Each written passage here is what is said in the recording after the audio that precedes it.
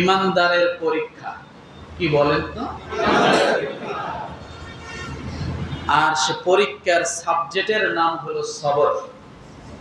কি? ইমানদারের পরীক্ষার সাবজেক্টের নাম বলেন আর একবার। ইমানদারের পরীক্ষার সাবজেক্টের নাম সবর। বিষয়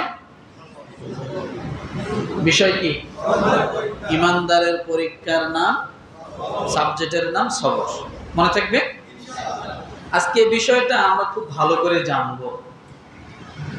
নারী এবং পুরুষ, আমার মা বোনদের সবার জন্য, পুরুষ এবং নারী সবার জন্য এই বিষয়টা খুবই জরুরি। আমরা তো দোয়া করি, আল্লাহ আমাদেরকে জান্নাতুল ফেরদাউস দাও, দোয়া করি না? জান্নাত চাইলে কোন জান্নাতটা চাই? কথা বলে জান্নাতুল ফেরদাউস। কিন্তু আপনি জানেন না যে জান্নাতুল ফেরদাউস পাইতে হলে তার কোয়ালিটি কি থাকতে হয়, এটা আমরা কিন্তু জানি না। এটা জানি? জান্নাতুল ফেরদাউস পাওয়ার জন্য আলাদা কোয়ালিটি, আর সাধারণ জান্নাত পাওয়ার জন্য আলাদা কোয়ালিটি। তাহলে আজকে আমাদের আলোচনার বিষয় এখান থেকে আমরা সব জানবো। রাজি আছি ইনশাআল্লাহ? আর আমাদের ঈমানটাকে এখান থেকে মজবুত করার চেষ্টা করব। সকলে বলেন আল্লাহ। আজকের এই আলোচনা থেকে আমাদের প্রত্যেকের ঈমানকে মজবুত করে দেয়, আমিন।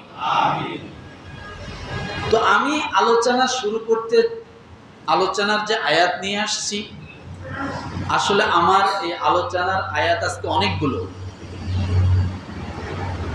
তার মধ্যে সূরাতুল বাকারা আয়াত নাম্বার 153। এখান থেকে সূরা বাকারার এই জায়গা থেকে আমরা একটা শিক্ষা নেব। রাজি আছি? তারপর আমরা অন্য সূরায় যাব, সেখান থেকে একটা শিক্ষা নেব। তারপরে আরেকটা সূরায় যাব, সেখান থেকে একটা শিক্ষা নেব। মোট শিক্ষা থাকবে কয়টা? কয় সূরা থেকে? 3 সূরা থেকে। মনে থাকবে? আল্লাহ পাক রব্বুল আলামিন সূরাতুল বাকারা আয়াত নাম্বার 153 কত? রব্বুল আলামিন ডাক দিয়ে বলেন, ইয়া আইয়ুহাল্লাযীনা আমানু